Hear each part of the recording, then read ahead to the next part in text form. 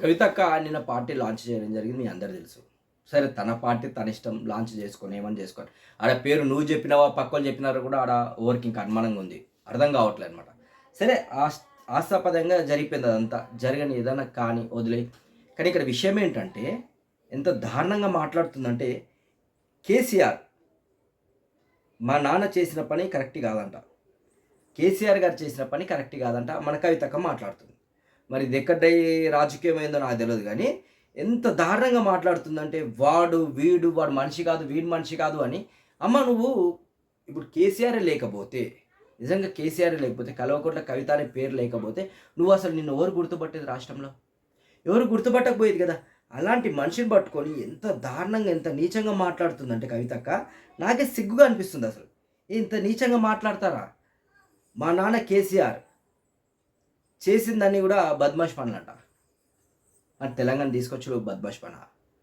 తెలంగాణ ప్రజలకు ఇంటింటికి నీ మంచినీళ్ళు ఇవ్వడం బద్మాష్ పనా?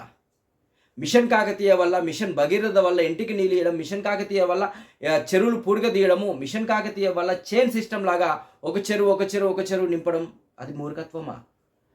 కాళేశ్వరం ఏదైతే ప్రాజెక్ట్ ఉందో దాని మీద కొన్ని లక్షల క్యూసెట్ల నీరు తెలంగాణ రైతులకు అందించడం అది మూర్ఖత్వమా? రైతు బంధువుకి ఒక భరోసాగా ఉండాలి అని 5 లక్షల ఇన్సూరెన్స్ చేయించింది అది మూర్ఖత్వమా? రైతు బీమా 5 లక్షలు చేసింది. రైతు భరోసా పెట్టుబడి లేక చాలా రైతులు ఇబ్బంది పడుతున్నారని వాళ్ళకి రైతు భరోసా కింద 10,000 ఇచ్చారు అది మూర్ఖత్వమా? అరే ఒంటరి మహిళకు 15,000 ఇచ్చారు అది మూర్ఖత్వమా? 200 పెంచారు 2,000 చేసిండు అది మూర్ఖత్వమా? అంటే ఎన్ని చేసినా కేసీఆర్ ఒక బద్మాష్ పనులు చేసిండు, మూర్ఖుడు, ఆయన ఒక రోబో మనిషి అని మాట్లాడుతుంది కవితక్క. ఇది ఏం మాట్లాడుతుంది అసలు? నాకేం అర్థమవుతలేదు. కవితక్క మాట్లాడే మాట ఎంత దారుణానికి దిగజారిందంటే ఒక రాజకీయం కోసం, అధికారం కోసం, అధికార పిచ్చి ఉండొచ్చు. ఇప్పుడు నువ్వు ఇదే బీఆర్ఎస్లో కదా ఫస్ట్ ఎంపీగా పోటీ చేసావు, గెలిచావు, తర్వాత ఓడిపోయావు. ఎందుకు ఓడిపోయావు? నీ వ్యక్తిగతంగా నీకాడ కరెక్ట్ పరిస్థితి బాగాలేదు కాబట్టి ఓడిపోవడం జరిగింది. మళ్ళీ కేసీఆర్ ఊరుకుండా, మీ నాన్న ఊరుకుండా మళ్ళీ తీసుకొచ్చి ఆమెకి ఎమ్మెల్సీ ఇవ్వడం జరిగింది. ఇప్పుడు ప్రజెంట్ అనుభవించే ఎమ్మెల్సీ కూడా కేసీఆర్ గారు ఇచ్చిందే. కేసీఆర్ గారు దయాదాక్షిణంతో ఇప్పుడు ఎమ్మెల్సీగా ఉన్నావు. అసలు నీ బతికే కేసీఆర్ కదా. కేసీఆర్ లేకపోతే కవితకి ఎక్కడి నుంచి? కేసీఆర్ అనుకోకపోతే కవితకి ఎక్కడి నుంచి? ఆయన ఒక పార్టీలో ఉంటూనే స్వచ్ఛంద సంస్థగా ఇంకో సంస్థ స్థాపించుకోమ్మా అని జాగృతికి పర్మిషన్ ఇవ్వడం జరిగింది కేసీఆర్ గారు. ఎవరంటే అట్లా ఒప్పుకునేది? ఒక పార్టీ ఉండగా వ్యక్తిగతంగా ఇండిపెండెంట్గా ఇంకొక సంస్థ నడిపించేంత దమ్ము ధైర్యం ఎవరుకుంటే చెప్పండి? కేసీఆర్ గారు ఇచ్చిందే కదా. అలాంటి కేసీఆర్ని పట్టుకొని మా నాన్న మారిన మనిషి, మనిషి, మన మాట వినడు, ఇప్పుడు మూర్ఖుడు, ఏంది ఆ భాష ఏంది, ఆ లాంగ్వేజ్ ఏంది, ఆమె మాట్లాడే విధానం ఏంది? అరే నీ వెనకాల రేవంత్ రెడ్డి ఉండొచ్చు కాక, కానీ ఒక కన్న తండ్రిని పట్టుకొని అంత నీచంగా మాట్లాడతావా? కొద్దిగా నేమనిపించట్లేదా? నువ్వు పార్టీ పరంగా ఏదైనా మాట్లాడవచ్చు, తప్పులేదు. కన్న తండ్రిని పట్టుకొని ఇష్టం వచ్చిన మాట్లాడడం ఇదెక్కడి సంస్కృతి, ఇదెక్కడ సంప్రదాయం నాకు తెలియట్లా. సరే నీకు పట్టుదల ఉంది, నిజంగా ఏమంటారు సీఎం అవుతా త్వరలో అని ఉండొచ్చు, తప్పులేదు.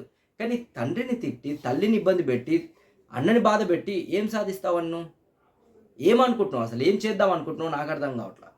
సరే మేనిఫెస్టోలో చాలా పెట్టింది, ఫ్రీ ఎడ్యుకేషన్ అని, ఫ్రీ హెల్త్ అని. ఓకే, ఎవరికైనా కావాల్సింది ఎక్కడ బతకాలన్నా ఫ్రీ ఎడ్యుకేషన్ ఉండాలి, ఫ్రీ హెల్త్ ఉండాలి. ఈ రెండు తప్ప ఇంకేం పెద్దగా అవసరం లేదు. ఈ రెండు ఉంటే వాళ్ళు ఎక్కడికో ఎదిగిపోతారు. మరి 10 ఏళ్ళు నీకు ఎందుకు రాలే ఈ ఆలోచన? ఫ్రీ ఎడ్యుకేషన్ పెడదాం, ఫ్రీ హాస్పిటల్ పెడదాం.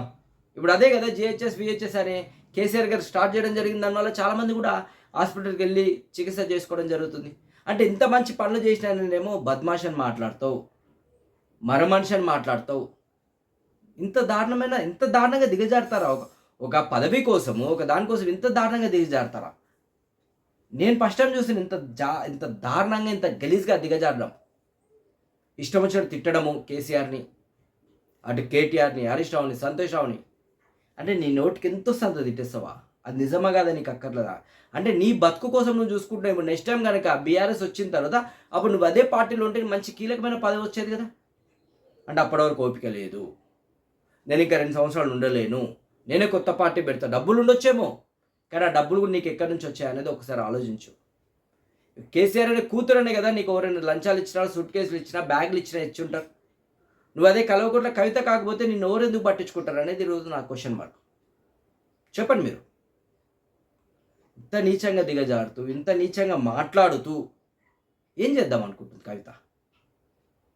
సో ఈ ఈ ఇన్ఫర్మేషన్ కనుక మీకు నచ్చినట్లయితే లైక్ చేయండి, షేర్ చేయండి, సబ్స్క్రైబ్ చేయండి. Thank you.